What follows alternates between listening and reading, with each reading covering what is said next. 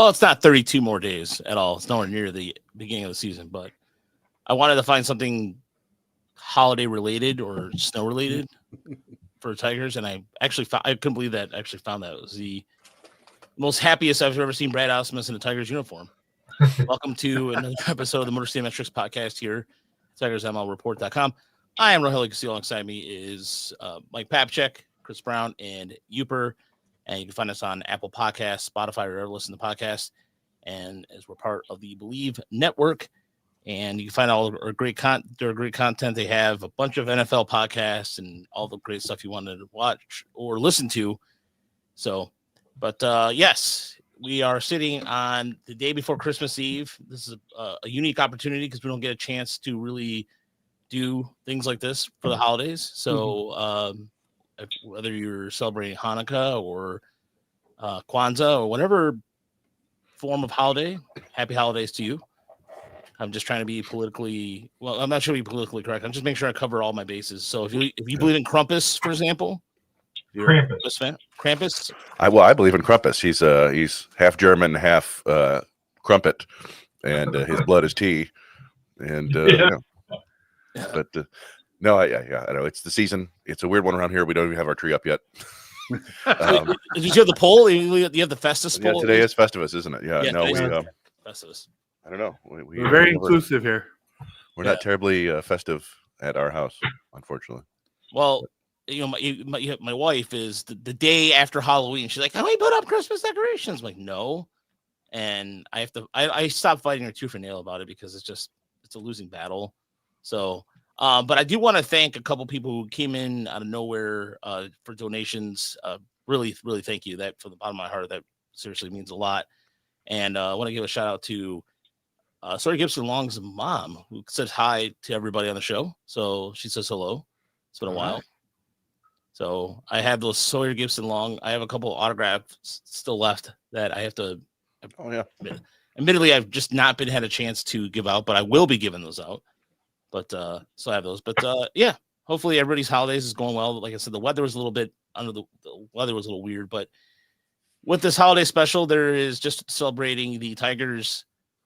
Again, I know the offseason is not going what Tiger fans expected it to be, as teams in the last 48 hours have been loading up pretty well across. I mean, Philadelphia, Boston, even the Nationals are getting into the swing of things with the trade. And we'll get to all that, but I want to start the podcast with remembering one of the greatest players I've ever seen live in my lifetime, Rickey Henderson. And Rickey Henderson, who passed away at the age of 65, pretty young, just all the great stories of Rickey Henderson and just him just as a ball player, but as a person, just he wanted to give playoff shares to people, even the guys who just came up for a cup of coffee. And the playoff runs, and everybody speaks glowing of him, and all these great stories about him, and so it just sucks. It just sucks. I mean, honestly, it's just so young. Yeah, so young, but also at the same time too. If you're an A's fan, you've just been getting giantly kicked in the what all year long, and this is the way you're gonna end the year by definitely one of the greatest players, the Man of Steel. Who just could literally, I mean, the guy could do anything. I mean, he hit home, he hit for power, he hit for average, and stole over 1,000 bases. He stole his 1,000th base, by the way, fun fact, at Tiger Stadium in 1992, May 1st, 1992. And a guy could have 7 straight 30, it doesn't matter. I mean, it's just his records will be untouched. And the fact that he played for 25 years in baseball and played at a very high level for that period of time, it's a remarkable player.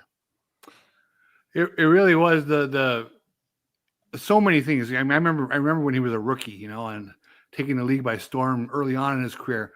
But the way he aged, and he was still in such phenomenal shape and was so competitive as an older player, was also really impressive. In a time when they probably weren't juicing up very much, Rickey Henderson's baseball reference page is one of the most enjoyable you can go look at. It's just covered in black ink. There's gold in there.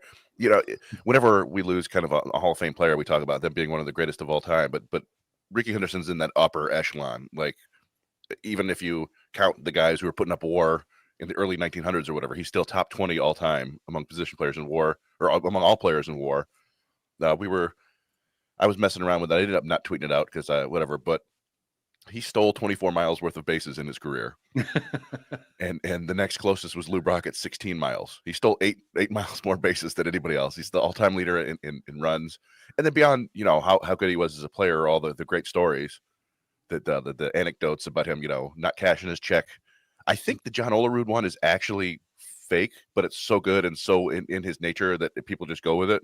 But I do remember I was in Lansing, sitting near a couple scouts, and they were talking about Rickey Henderson, their stories. And I may have told this one before, but one of the scouts said something about how Rickey was talking about the entire state building that was so tall you could see the entire state. And I was like, that's outstanding. So yeah, rest in peace, one of the greats, way too young, 65. That doesn't seem possible, man. Yeah, pneumonia or something, right? Yeah. Someone said. Yikes. Yeah. What's interesting about him was, again, going back to that longevity, he was in an era, obviously, with a lot of great base stealers. I mean, the Vince Coleman's, I would bet Lou Brock might have still been active in the last year or two when he came up. Willie Wilson, several guys, Omar Moreno, guys like that, and just how he outlasted all those guys easily because he had, such a wide skill set at the plate of getting on base and hitting for power as well. A guy you'll never forget. I mean, he was really at the top of his game for a lot of years. And one of the things I was looking at, his Baseball Reference, his first year was not great. It was a struggle for him. But then after that, he put up at least 4.5 WAR in each of the next 14 seasons. and most years it was over 6. There were just a couple that was under 5. Just a remarkably consistent, dynamic, greatest leadoff hitter of all time. Probably without question, nobody will ever come close. Exquisite. Thank you, by the way, to Elton with the $30 donation. He says, Roger, Hooper, Chris, Mike, thank you. Love you guys. Team for keeping Detroiter who's in Indy informed. Now, Tigers make a damn move already. I will agree with you on that, Elton. Thank you very much. Matt Broder, friend of the show. Everything's going well. And there's going to be a lot of good memories to share. I know we have to start the show on a bah humbug moment, but there is the news surrounding the free agent signings. Of course, Walker Buehler signed with Boston for a year. I mentioned earlier, Nathaniel getting traded to the Nationals. The Nationals are making moves. Then the Guardians make a strange move. They trade Josh Naylor to the Diamondbacks for a pitcher, Slade Ciccone. And then they signed Carlos Santana, who now does his second tour with Cleveland. And now he's hit every team in the division but the Tigers, of course. And then Philly getting really aggressive with the trade for Jesus Lazaro for the Marlins. And that was also a really good deal. While the Philly keeps their pitching depth they do have in the minors as well. It's been meanwhile, the Tigers sign a former top 100 prospect. I was going to say, you mean Elton's not satisfied with Jordan Balazovic? Come on. Dietrich Enns? The ends will justify the means. Yeah. Telling you, Elton. I will say the one thing, you started with Walker Buehler. For him to sign just for $21.5 million or whatever for 1 year without having a qualifying offer attached, that ended up being kind of what we expected.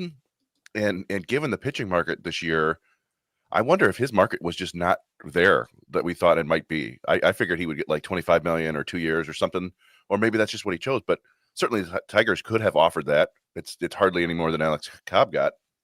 And so you have to wonder if teams just actually didn't like him as much as fans, which would not be, stunning at all, right? We just kind of gravitate toward names rather than like, oh, this guy had 2 large arm surgeries in the last 10 years and also was not pitching terribly well last year and just until the very end. So I don't know. That was an interesting one to me. I thought for sure he'd get more money, but it's making me reconsider.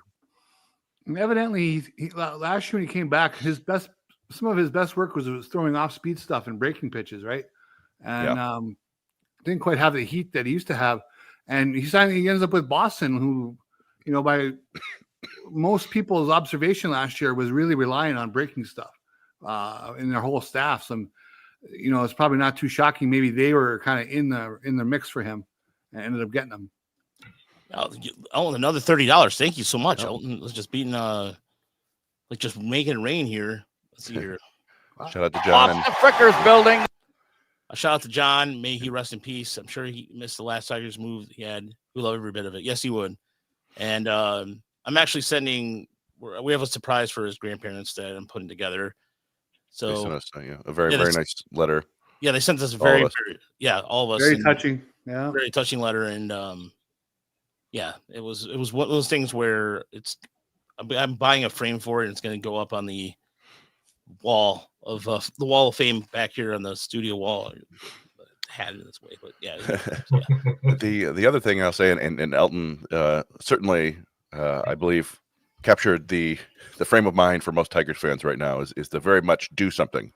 Like it's somewhere between the meme where the guy's just poking with a stick and somebody yelling, screaming from the top of top of a building, do something, do anything. Yeah. And I really think the Tigers are trying to play the long game here. I put up a tweet the other day. I asked people what they thought the issue was, and fans are fans. So 60% of the people said they don't want to spend money. That's just how fans always say that. I'm sure there's some Mets fans out there that are like, that's it. Soto and Mineo, that's it. Yeah. Yeah, I mean, I think in so far, like it we have to wait to see what happens, right? But so far you couldn't have played the Bregman thing much better, right? Like his market has mostly disappeared. There's still a couple teams out there that might swoop in at the end. But yeah, they may be waiting this out and they might get a better deal. We'll see. Or they might not do anything, which would be very disappointing to everybody. Yeah, even Cameron, friend of the show, Cameron tweeted out something about Mike Ilitch not spending money, and he didn't until the Tigers got to Comerica Park. It is forgotten until Dave Dombrowski basically forced his hand. So they have been able to. That was something that there's like the romanticizing about Mr. Mike Ilitch is correct, and there's nothing. Again, you can say that he didn't spend because he wanted a new stadium and they're waiting to get packed, but they're getting the luxury seats. I think the Tigers are just probably waiting out the market. I'd like to think that they're waiting out the market versus not spending because they have the money to spend. It's not like it's a case where they have a big contract signed up or anything like that. But also at the same time, you look at the rest of the American League right now. Boston has done really well in terms of their offseason so far. Boston's been loading up to the bear a little bit. Tampa does their little thing and do little moves, but their depth is building again. You have Cleveland, who's actually doing something. I mean, they're not doing much, but they're still doing something. The Yankees are reloading. They have been. They signed the pitcher from the Braves. I'm trying to draw a blank right now. Max Fried. Yeah, Max Fried. They signed Paul Goldschmidt to a 1-year deal. They're doing what they can to make themselves competitive. The only team that surprised me a little bit that has been really quiet in the American League has been Seattle. I mean, Houston's been pretty busy, but Seattle, who for a fact is Rick, Rick's gonna do some trades at some point soon. That's his MO. Seattle really hasn't been the Luis Castillo rumors and what have you about him being traded hasn't happened yet either. So there's still time. I mean, if we're sitting here at the end of January and this is happening, then then the Tigers are in trouble. But at the same time, right now it's just flip a rock. It's like basically they're playing solitaire with themselves. They're just putting the cards out there, flipping, and but I think as far as no pitchers are worth at least $10 million, but the guy they got from Cleveland, they need a first baseman. The Tigers do need a first baseman, but the pitching market has been very, very expensive. I do like what Deadly Ninja Beers. Wow. Sad here. The Scott Harris think more highly of Young than we thought. I think Young maybe might be healthier, but I don't know. Harris doesn't really, I think he is. I don't know what Scott Harris is thinking right now, but they're going to look at getting better in the margins. Go ahead, Mike. Just based on what I think the one thing that we can tell about the fact that they've done nothing, I think we need to start getting a little bit more comfortable with Spencer Torkelson being like definitely the first baseman going in the beginning of the year. It just feels like the longer this goes on, the more likely that feels to me. And I don't necessarily like it, but that's been like the thing that this inaction has told me. Yeah. Well, we did get that report that Colt Keith and Justin Henry Malloy are going to be taking grounders at first base. So that could work out for all of that, right? Where Jace Young could play more second base, where we think he could actually be close to average as a defender instead of well below average at third base. Matt Vierling can play third base. It's not my ideal solution. They have the bodies they can move around. The issue is it just doesn't feel, for fans, it doesn't feel like they're doing anything to try to get better. And yeah, it's hard to argue with that right now because they just haven't made those big splash signings. But I will remind everybody that we've got 7 weeks until pitchers and catchers report, and then another 6 weeks of spring training for things to happen. Like we got several months before the offseason is officially over. But when you see every other team do stuff, you get a little antsy. And to Roger's point about Seattle and San Diego, neither of them have done anything. And I almost feel like both of them are waiting until Roki Sasaki signs. Yes.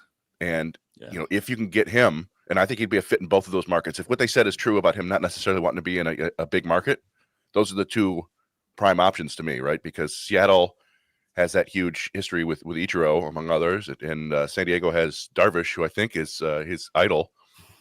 So you feel like if those teams land that guy, then suddenly like season ticket sales go way up, and now they can make some other moves and sign some more people. But I feel like that's why they're in their holding pattern, and who knows? Maybe that's what the Tigers are doing too. I think that might be a little bit foolish, but we'll see. Yeah, I mean, go ahead, Uber. Oh, the I A's. was going to say what Ninja B says. The A's have done more than the Tigers, So Well, yeah, to be fair, though, they were kind of forced to, though. Yeah, exactly. So that they were forced to.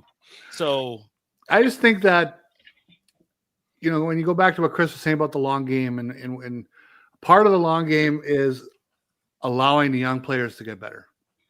And they're not sexy moves, but when you step back and say, hey, was Jace Young injured last year? Are we going to see a better version?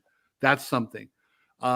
Colt Keith, if he takes that next step and is that hitter we saw in the midsummer who was really on a roll, if he's that guy for a longer stretch, that's something. If Torkelson comes back just a little, and they all have youth on their side, and it's just more and more obvious, I think.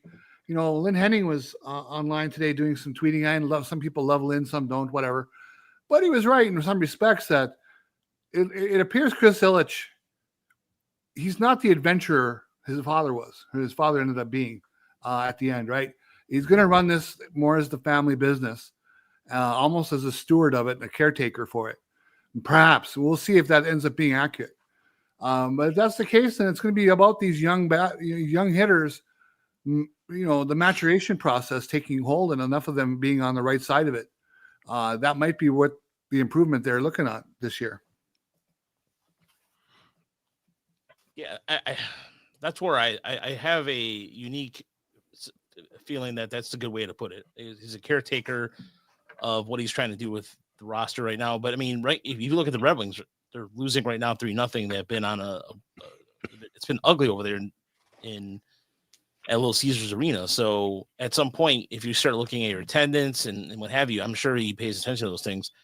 But again, there's 13 weeks left. And so I think the Tigers right now, as it stands, I think the fury of movements over the last 24 hours probably does not help the Tigers' patience at all. So that's where I think they're at with that. Yeah, and I think we kind of touched on it the previous show about I do still feel like this is more Scott Harris driven than Chris Ilitch driven, because I think Scott Harris knows that the one thing that gets fans to the park for sure is winning, and you don't necessarily have to spend a bunch of money to win. We saw that last year.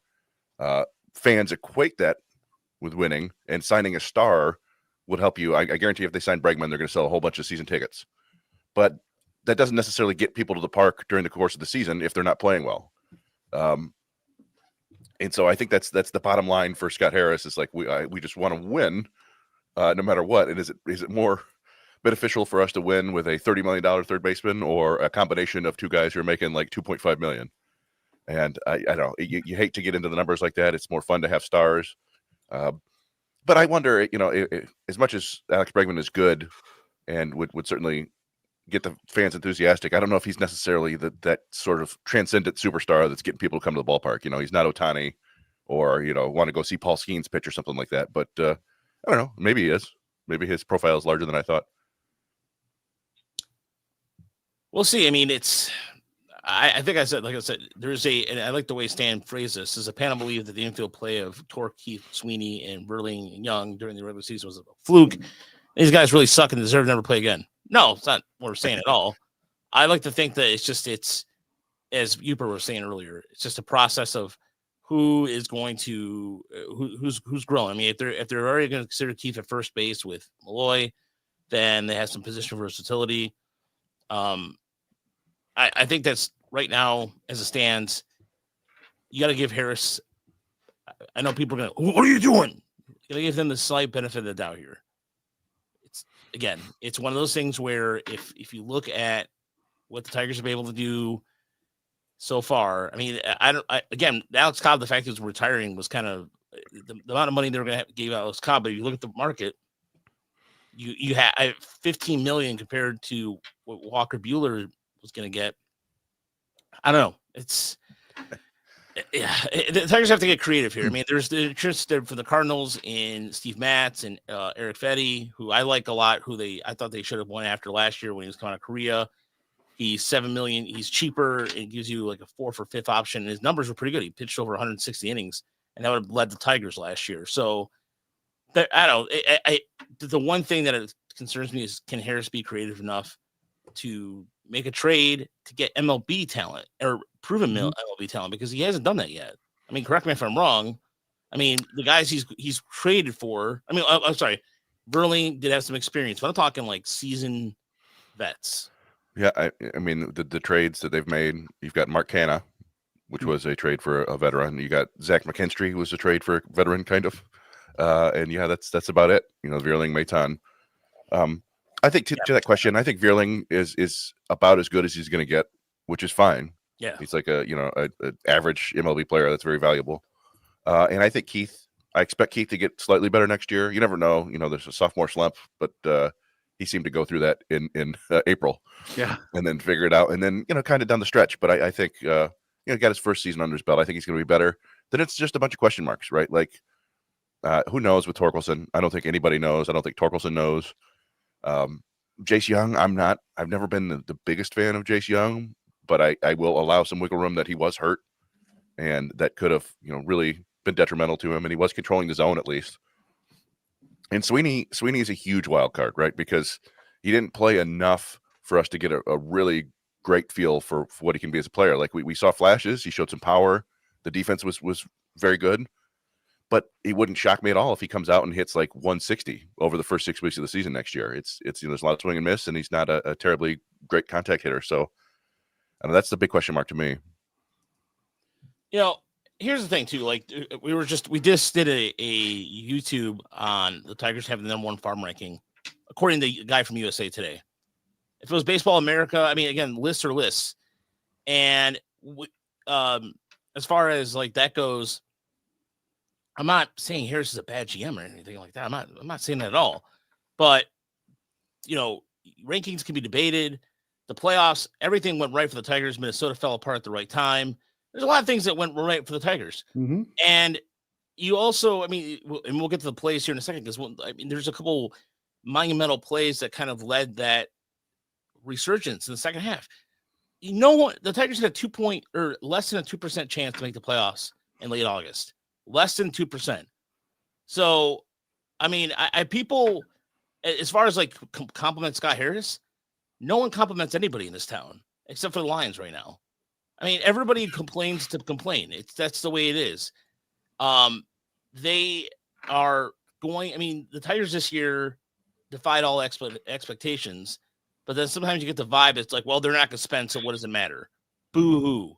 Well, It gets annoying really quick. I understand. I understand the frustration on Tigers fans, but at the same time, they just went over 500 for the first time, and people are some of the behavior is a little concerning, but then that's fans, the nature of fans. But the behavior is what everybody was worried about, and the people that I got mad about, and like people during the run were like, well, this is going to just tell Scott Harris that he doesn't need to spend to make the playoffs, and it's stupid to worry about that during something that was great and something that was entertaining, and it's something you want your team to do, go to the playoffs and win a playoff series.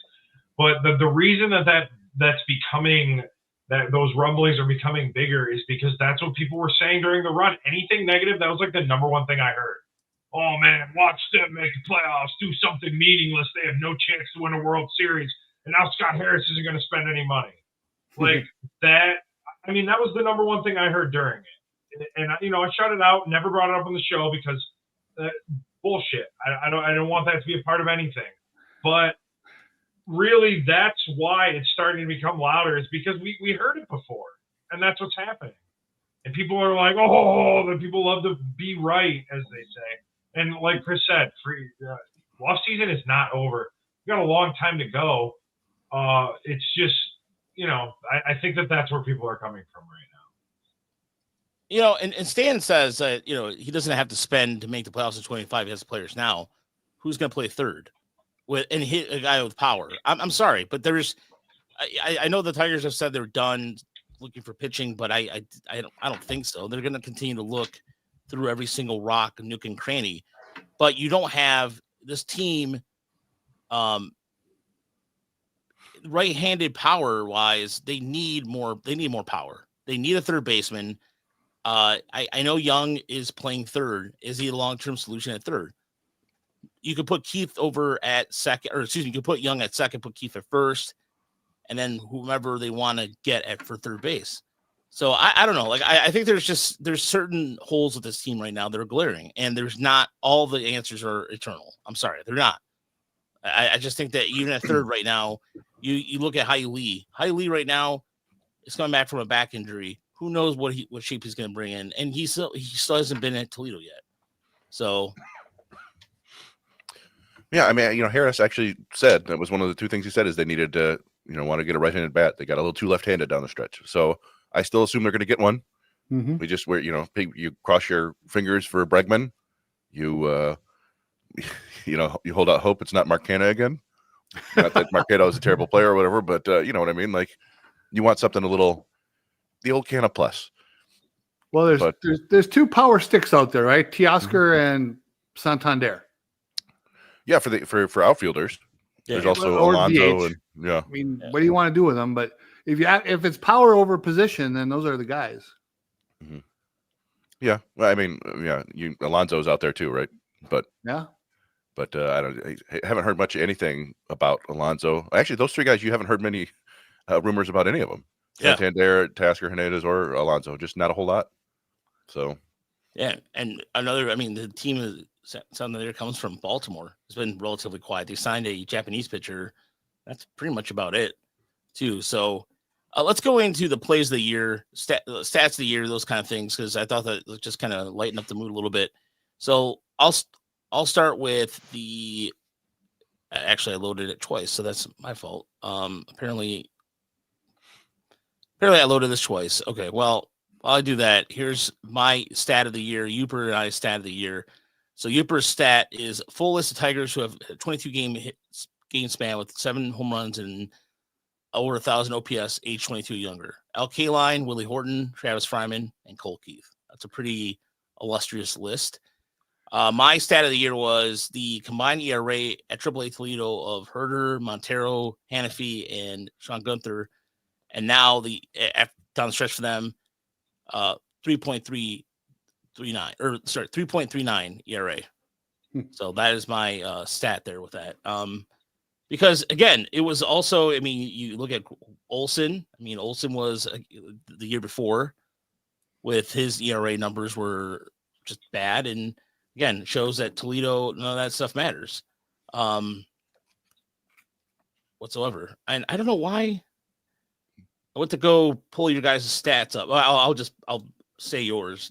So Chris's stat of the year was So I'm stumbling through here for a second I here. mean, I got mine in front of me. Yeah, go ahead, Mike. I could do it too.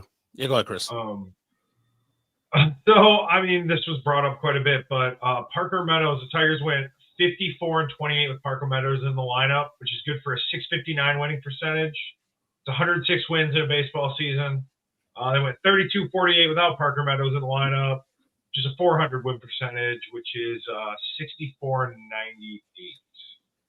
So, you know, it's kind of fun. I'm not saying Parker Meadows is the reason they win every game, but it's just fun to think about how much better. And these are even, he doesn't even, I included games that he just appeared, not only games that he started. So just him being there, even including his terrible start to the season. Yeah. Love it. Love Parker Meadows. Yeah, I mean that's I like that one because we kind of mentioned a lot, and the same with mine. I don't know, like just if we're encapsulating the year and kind of putting 2024 to bed, I think you have to go with the stretch run, and I think the number that everybody kept using was like 33-11, but I don't know. There's different ways you can do it, but I did it by the final quarter of the season, so the final 41 games they went 28-13, which is the second best stretch run in franchise history. The only team that was better was 2011 Tigers, who went 30 and 13 or whatever, 30 and 11. And then before that, you have to go back to 1956. So, you know, we really did see this kind of once in a generation thing last year. And it's just, I don't know, felt like it was worth it to mention it one last time. Okay. No, that's a good one. And if you go back to the stat that I had there, I actually got to give a shout out to Jerry Mackinum, who helped me out with that stat. I contacted and said, hey, what do you remember from this season? Mm-hmm. That stat was basically about Colt Keith's hot stretch where he had 7 homers in a short period of time. It was very cool to me that he ended up on a list with Al Kaline and Willie Horton and Travis Fryman, because those are the kind of players that, you know, when the Tigers have made this long-term commitment to Colt Keith, they're hoping that, you know, 30 years from now, Colt Keith's name fits in with those guys, at least the Travis Fryman part. You know, we probably aren't expecting Al Kaline, but I think Keith is that kind of player, though. I really do think one of my predictions for this coming year is going to be a breakout from Colt Keith for much longer stretches of the season. I just think I think the power is going to blossom. I really do. I think the experience is going to help. And we're going to see that player just to come on the scene and become the fixture long term. All right, I like that. And speaking of that, because he comes up quite a bit on our plays of the year, the roster move of the year. So I went with Wenzel Perez being called up because I think that he was just a gem defensively in right field. He made some really good catches, and he was just in terms of pinch hitting too, and I'll get to that because he comes up again on that. He was such a difference maker. He really was. And I think if you don't have him down the stretch, I think the Tigers are not in the postseason. I really think that Wenzel was that much of a difference maker. Yooper went with Gunther and Hennepy. Unsung bullpen depth was critical. Amen to that. Mike went with the Jack Flaherty trade, simply put, because the Tigers got sparked after that. And Chris, I like your stat here too. I wouldn't have been so wordy if I knew you were going to put it on the slide. But yeah, but basically, you know, we actually wrote an article about it over at the Minor League Report about, okay, the Flaherty trade has happened. Now what are they going to do in the rotation? Because remember at that point, they only had 3 healthy starters and they traded one of them away. So my prediction was Lyle Lockhart, because he was the only guy in Toledo pitching well.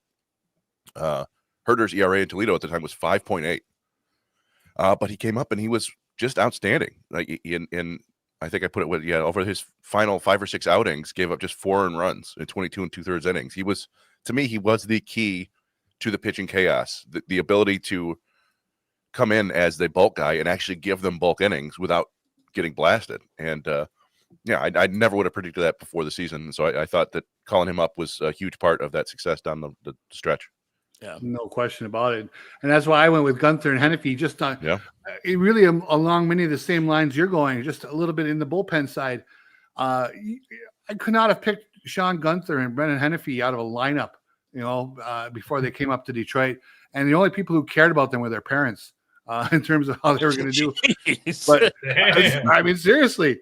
And those guys pitched critical innings down the stretch and were big parts of a lot of keeping the team's momentum going when they were going to be so bullpen reliant with all those openers and so on.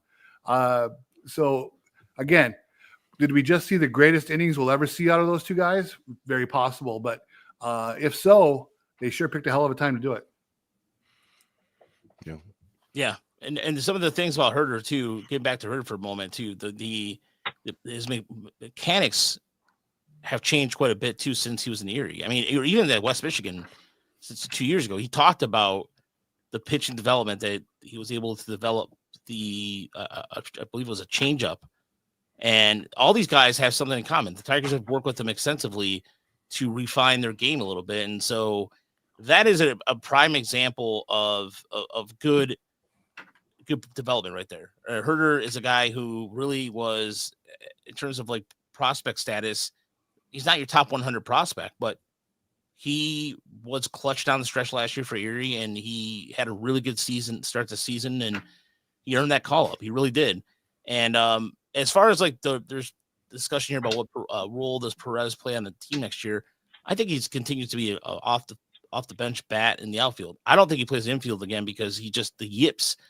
Unless he can cure the yips that he had. I mean, the yips he had was bad. I mean, he just, for whatever reason, even when he was in the Erie playing second base, you just constantly overthrow. And I personally, look, he was a plus defender in the outfield. I say leave him in the outfield. Honestly, it's not like the situation with Willie Castro where Willie Castro became a different player with Minnesota. Again, it's one of those things where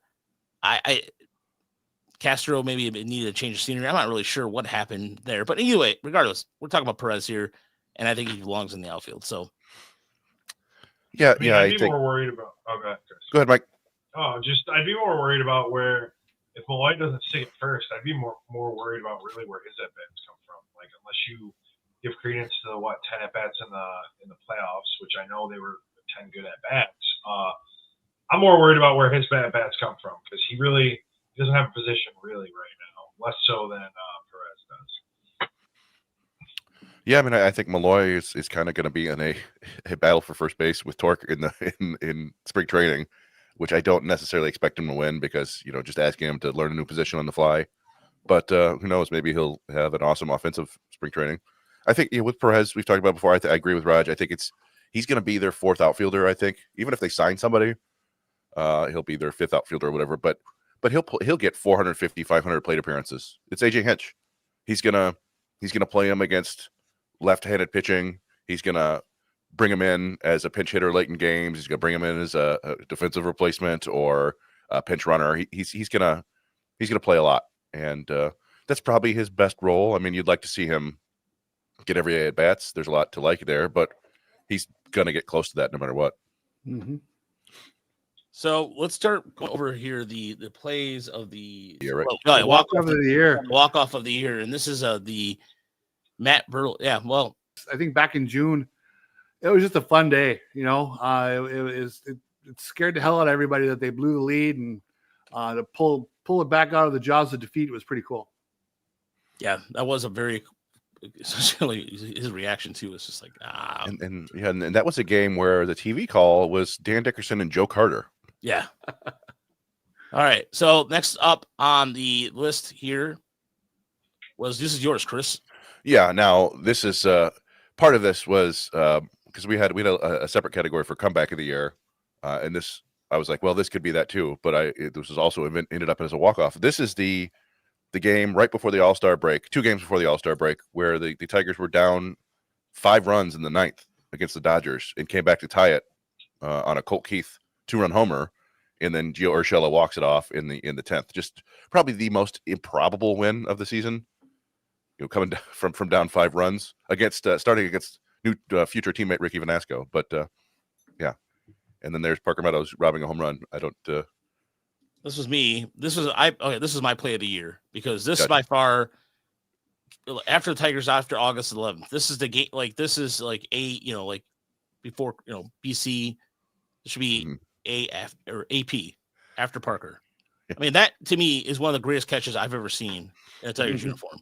You always see that we've seen Ken Griffey Jr. make that catch. We've seen a lot of Jim Edmonds, but I've never seen a Tiger. I mean, sort of Chet Lemon back in the day when I was a kid.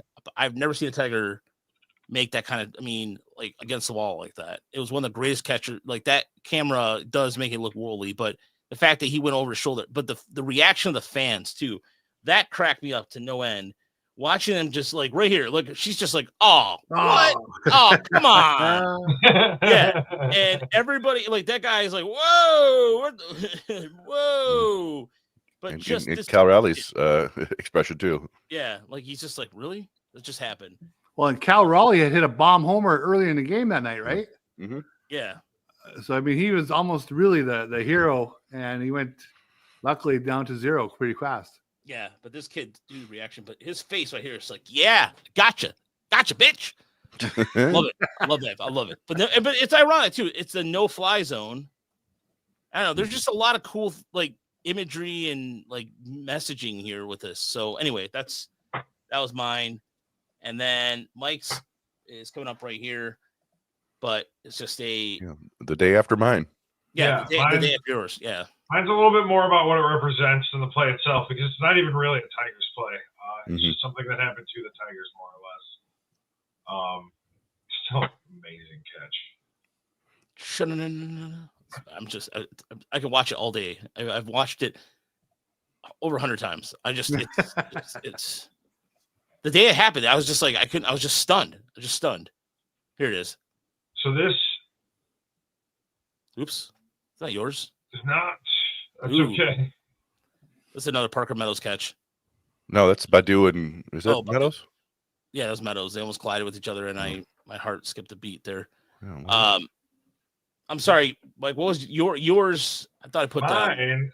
I sent you the video. Yes, I have the video right here. I have the video. That's cool. Don't say anything. Don't you dare. I got it set up. All right, here we go. Stupid reels did not save the reel that I put into. All right, go ahead. Like Chris said, mine was the day after his. It's not really. It's just more about what it represents. Just because this was the last game going into the All-Star break, looked like the Tigers were gonna lose a series to the Dodgers, and then they beat the Dodgers first of all. Dodgers, that of the 4 times the payroll Dodgers. They went to the All-Star break on a 2-game win streak against, but not only that, it just encapsulated the chaos that was going to be the rest of the season that we didn't even know yet. Just everything about, and this was also the first time I think that I thought I had a tiny bit of hope, I guess. I just beating the Dodgers and doing it in the last game of the All-Star, just in this way. It just all of it, and what happened in the rest of the season, it all plays together so well.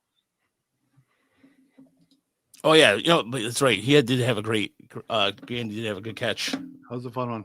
That was a fun one. But yeah, I don't know. I just, in terms of like something I've seen recently, maybe I don't know.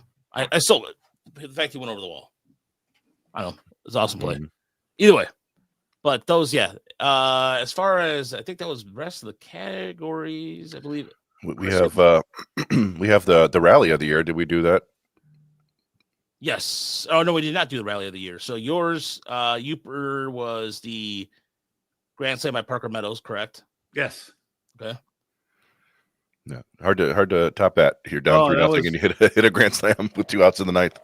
That was right when they had won some games at home, and you kind of started thinking about, well, could they rally? And I remember going through the schedule for all of September and just thinking they can probably afford to lose one series and they cannot get swept anywhere. And sure enough, that game in San Diego, they were on the verge of being swept. They had blown a game the night before in heartbreaking fashion, right? And so it looked pretty dire. I mean, they had Suarez in for San Diego. They get the bases loaded, and Meadows comes through with the bomb unbelievable. I mean, just, for all the folks who stayed up late out here in the East and the Midwest, worth every second of it. And that was really it kind of launched them into that next series. And boy, they just kept winning after that. It was just a big, big moment. And I think winning pitcher that night, also Rickey Vanasco. So very fun that he got the win in that one. But, Meadows is just, whether it's defensively, we know what that's going to be like, and that's going to be pretty steady throughout the years. What does he become as a hitter? Can he become that little bit of power force that the lineup could definitely use? Just a little bit more than what we've seen. He certainly has the size and the athleticism to do it. Hopefully it's there. All right, Chris, what about you? So yeah, I had two of them, but the one that I thought, I already mentioned the Dodgers one, and then I had another one after that. But the one that I thought was actually the most important comeback of the year was September 16th. They're at Kansas City. Reese Olson's on the mound. Some weird, strange things happen, and Bobby Witt Jr. hits a grand slam. They're down 4-0. Soon they're down 5-1, and it's like, all right, at this point they're still 2.5 games behind the Twins. They got was it a 4-game series at KC? The 3-game series at KC, and then 3 at Baltimore, and they fight back. Colt Keith hits a big 2-run homer. They get big hits from Vierling and Perez, and the bullpen shuts the Royals down for the final 4 innings of the game. They went 7-6, and that was when they were in the stretch. They won, let's see, 1, 2, 3, 4, 5, 6, 7, 8, 9, 10 of 11 games in that stretch, and that was the second one in that stretch. And I just thought that was when I was like, man, they really aren't out of any of these games. And we saw the other comeback I had was against the Rays a couple weeks later, where they were down 3-0 late, and they came back a couple more big Keith hits, and then that kind of sort of iconic Justin Malloy sac fly and Matt Vierling slide into home to win 4-3. But it was that Royals game that really, I think, made me start believing it could happen. So what about you, Mike? Well, I kind of cheated a little bit because I just think the whole damn season was the rally of the year, really. Obviously we talked it to death, but they were 55-63 on August 10th. So naturally they went 31-13 down the stretch from there. Really, that was the rally of the year, but I figured someone else might mention the Yankees the Little League game. Yeah. That one was my backup just in case, but that one was just awesome, and it made me feel like a kid for a little minute there. Yeah, I mean, that was mine too, and I'm trying to think of something else, but I mean, I think for me, there's a lot of things that also blend in with the minor leagues too, with the great catch by Chris Myers in left field. Being a chance to get on the field when the Tigers clinched the playoff berth, that was one of the coolest moments of my life. That is one of the coolest moments of my life. And so deep to center, happy holidays to you, and happy holidays to everybody who's been participating. The Tigers are, Stan, come on, man. The Tigers get a little bit of talent. The Tigers have talent, and it wasn't just all luck. I mean, it was a little bit of column A, a little bit of column B. I mean, they made their luck in a lot of ways. I mean, we talked about it over and over again. Their pitching was just phenomenal for the final 2 months of the season, for the most part. Whether or not it's repeatable is kind of, I'm dubious of that. But yeah, I mean, they had enough talent to get lucky like that, if that makes sense. Yeah. We did have one other category that you proposed, but I don't know if we all did it, and I don't know if it matters. We could just discuss here, but it's the at bat of the year, the plate appearance of the year, and there were a couple that came to mind. The one I picked was Kerry Carpenter's 3-run homer against Class A, which moving on to the playoffs, that awesome move, yeah. That was pretty spectacular. You don't need to do a whole lot more than that. We've got slow motion GIFs coming out of that of Class A on the mound, and Carpenter, the entire bench going nuts. That was it never felt closer to getting to the ALCS than that. Yeah, I would say that's a runaway winner. But also, Andy Ibanez's big hit against the Astros. That's in the conversation, at least, that was really a shocker off of Josh Hader. Yeah.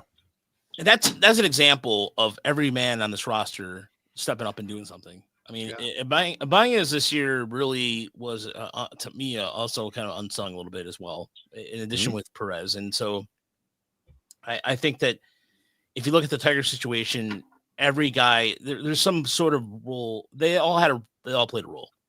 Everybody did, whether it's, Akil Badu, everybody played some sort of role. So I think that I think that that's something that I think maybe perhaps is not talked about enough, at least in my opinion, because it's just it's certain, it's pitching chaos, of course. We all talk about that, and that makes a lot of sense. But from a hitting standpoint, Ibanez, I think, is not often talked about enough. And Winslow Perez, too, pinch hitting wise. You got his batting average with runners on base, too, over 300. He always came through with guys on base. Yeah. And his ability to bunt, like that bunt we just saw. I know bunting's not sexy. Home runs are the thing. But, hey, anything that he could do to get on base, he would do it. So. Yeah, I mean, you did put it down. Your bat of the year was Perez's pinch hit double, 2-run double against the Royals in that game that I was talking about, where they actually, that was one of those situations where Hinch pinch hit him for Kerry Carpenter. Yeah, which is a sticking point for people all year, and then Perez was like, I guess I'll just tie the game. And then he also had that monster at bat, maybe a couple of them, but the one I think about is against Tampa.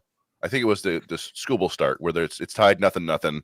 Playoff fever is legit. Like Tigers fans are hanging on every pitch, and it was like a 9 or 10 pitch at bat that he finally, I think it was a ground rule double just inside the chalk down the right field line, and that ended up being, I think, the only runs they scored in that game. But it was just, he had a knack for coming through like that. And I even think in before, I feel like it was before Ibanez's big hit against the Astros. I think Perez had a big hit, if I'm remembering correctly, because they had to score a run to tie it again, didn't they?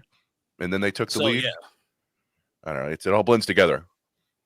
They have a big hit in the A series too, in Oakland too.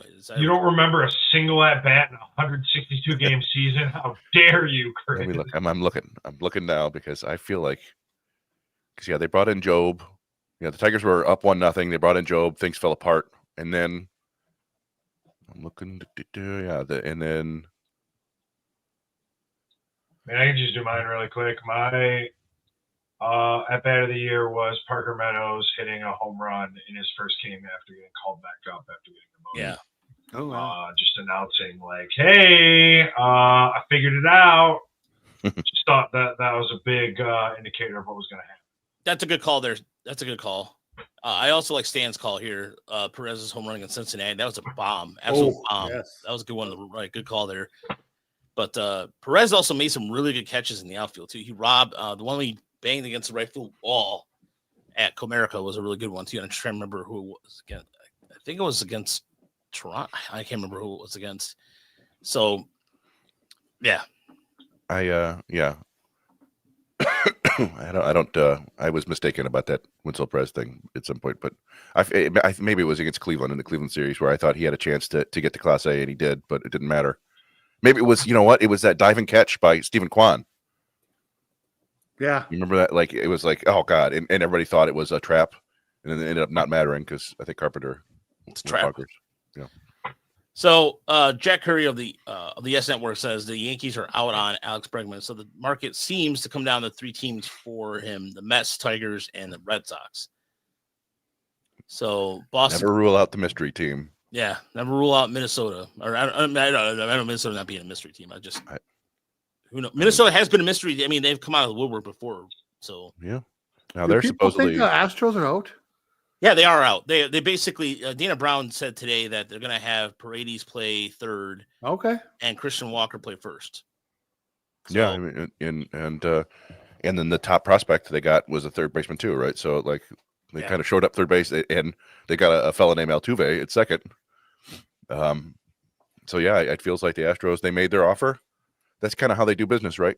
They'll make an offer, they don't budge, and there you go. They give you a certain amount of time, and then we're moving on. So yeah, I mean, I still feel like it's interesting because there are teams that appear to be trying to shed salary, Seattle's one of them. Minnesota is apparently one of them. You know, there's Pablo Lopez trade rumors. There's Cardinals are. Yeah. So, but I feel like he would be a great fit. Bregman would be a great fit in Seattle too. Honestly, like they need bats all the time. Bregman and Alonso would be a great fit in Seattle. But they just don't seem to have any money right now. So I don't know. Yeah. It feels like it's lining up for the Tigers. They just need to stick the landing somehow. And if they really want Bregman, and they, you know, don't cheap out and give him like a 2-year deal or whatever.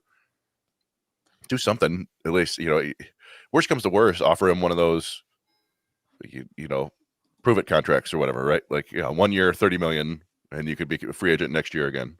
But yeah, do something. The TV deal also is also a lot depending on what happens to the TV deal.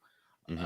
One of the things I wanted to end the podcast with, and if everybody's probably checking Twitter to see if any breaking news is happening, but there was a Kylie McDaniel wrote a really good article on ESPN, and you see it for free. It's free available. It was a recent college ruling against the NCAA that could end up like impacting college baseball. So on Wednesday, a federal judge in Tennessee granted the injunction on Vanderbilt quarterback Diego Pavia, allowing him to pursue another year of NCAA eligibility. That means the college athlete's time in junior college does not count towards his overall years of NCAA eligibility. Mm-hmm. If this holds up, that would mean a player who spent 2 years at junior college could start his NCAA career as a freshman with 4 years eligibility left instead of currently 2. So what it means for baseball players is essentially you're going to see guys who, you know, the scenarios you brought up were very, very likely. High school, age 18, player turns on a low 6-figure signing bonus and draft out of high school. He doesn't, college year 1, age 19. Player doesn't have a starting spot at Power 4 school. He committed to in high school. Instead of playing part-time, he has to redshirt to preserve his eligibility. The player is also draft eligible every year of the scenario except this one. Year 2 in college, player moves to junior college, restarts and makes progress as a prospect with regular reps. College year 3, age 21. Player progression continues. He continues in mid-major college during his second year of junior college. College year 4, the player's redshirt freshman has a great year at mid-major school. He then transfers to an SEC school year 5 and gets a $100,000 NIL package. Year 6 returns to SEC school as a junior, and he's at 24, age 7. College, age 25, returns transfer to SEC school as a senior. That is, if you think about it, that is pretty for a team who has their sights on a prospect. You can have a guy. I mean, first of all, it is weird that you're going to be in college that long, but you players are going to. But then, as Deadly Ninja Bees stated, I can see free agency till they're 33, 34 years old. Maybe they don't mind. What do you mean? College is free agency now. They're going to see free agency at 18 now. That's the difference. Yeah, I don't have a problem with this ruling. I enjoy the NCAA constantly getting screwed by court rulings. And that's the thing, that they've never had any say over junior college, right? That's not part. Junior colleges are not part of the National Collegiate Athletic Association. Correct. So, yeah, I mean, you can go to 2 years at a JUCO and then play, and this is not going to affect most draft prospects, right? Anybody who's good enough is still going to try to get to pro ball as soon as possible. For the most part, there will be guys on the fringes, like a Jake Mangum or whatever, right? Like the Mississippi State all-time hits leader, absolutely adored down there in Starkville. He might stay an extra year with more money or something like that. But I think it's just kind of cool. I think it's a better chance for some guys who for whatever reason couldn't get the college experience. They get to go 2 years at JUCO and get better, and then maybe get the full college baseball experience and then move on with their lives. Like, I don't think it's going to be a big draft thing or pro baseball thing. No, the talent finds its level, right? I mean, if a guy's good enough to get into a big league organization, he's going to go for the right money and the right draft position. Seems to me like this is very similar to what hockey's been for a long time, right? I mean, kids out of high school go and play junior hockey for a year or two, and then they go to college. And I think they have their eligibility for the full stretch. Seemed like there were some pretty old guys playing hockey at Michigan Tech when I was there. So, I don't see why this isn't a bad deal for ball players. Yeah, and you consider someone like Kerry Carpenter, who spent 2 years at JUCO and then 1 year at Virginia Tech, right? And then he was a 19th round draft pick. Now he could say, all right, I want to get the pro ball sign, or you can go, I've still got 3 years of eligibility left. Whereas before it was like, well, you sign as a junior because you don't have the leverage as a senior. Well, now you can go back 3 more times if you want. Yeah. So maybe he wants to go back and try to improve his stock. I don't know. I feel like baseball has wanted college to be more of a breeding ground for their talent, right? Like sort of like college football, college basketball, right? Like I think baseball would like that. Just based on the way that they've shrunk the minor leagues, they kind of want to force guys into college baseball, and so this might do that. I don't know. And if people are throwing money around, why not? Are they get rid of the rookie leagues now? Yeah, that's what I'm saying. Because you put another league on the chopping block. Single A, I think single A might be gone by 2030. I really believe that. I really think the single A. Well, one of the A's, yeah, one of the A's. So either rookie or complex league will be gone. I mean, you look at the attendance in Lakeland, for example, when it gets really in the summertime, barely 200 people show up for a game. And so I think that there's going to be a precedent there where this to me, this is what the long-term thing is. It's great. Yeah. If they want to spend time in college, by all means, knock yourself out. But it affects the minor league talents, even double A to a certain extent. I can argue it affects even high A to double A to a certain extent, because if you think about it, if a guy's 25, goes out, does he really need to spend a lot of time at high A at that point? No, I'll go right to either double A. Go. Think of Cole Turney. The Tigers. Where'd they get him? Undrafted free agent, right? Oh yes, he was 25 this year. He turns 26 in January 16th. He had like a Homer style odyssey through the minors. He was at like 7 different schools, and came out and was hitting the cover off the ball in low A and high A. I think he played in Lakeland a little bit, yeah, and was hitting well in West Michigan, and then just got hurt a bunch. But yeah, I mean, he's a prime example of that. A 25-year-old in high A.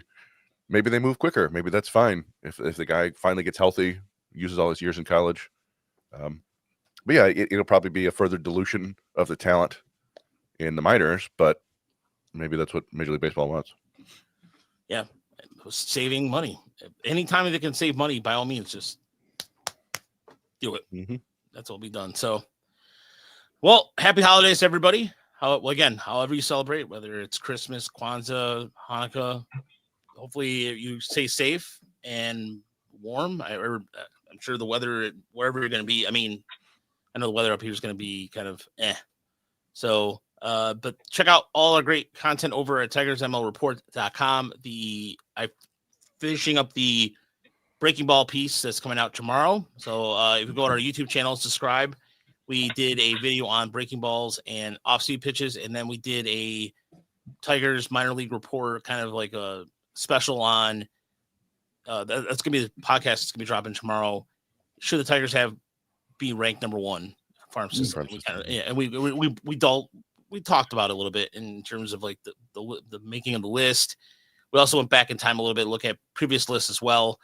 Especially because we go back all the way up to 1984 when top 10 lists started becoming a thing. So thank you to everybody who came in and donated. Elton, thank you so much. Again, Mr. Kloss, thank you again. I really appreciate it. And just great name for the holiday season. Yeah. Yes. Kloss. And so pending if the Tigers make a move, then we'll be back to discuss it. Otherwise, we'll see you next year. I always say that joke every year, and it's still stupid no matter how many times I say it, admittedly. But thank you for tuning in all season long. And between this and the minor league report, it's been a fun year to cover the team. And thank you for everybody who's put up with the amount of content. There's gonna be more coming out next year. We got some more structure coming out. I'm excited for 2025 and all the things happening with that. So, yeah. And again, stay classy. And John, I wish John was here for this the Christmas show. That would have been fun.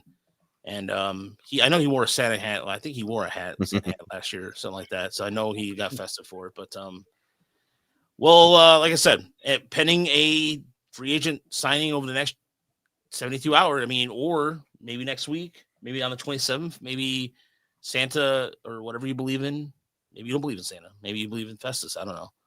Something happens. We'll keep you posted. Until then, have a good week, everybody.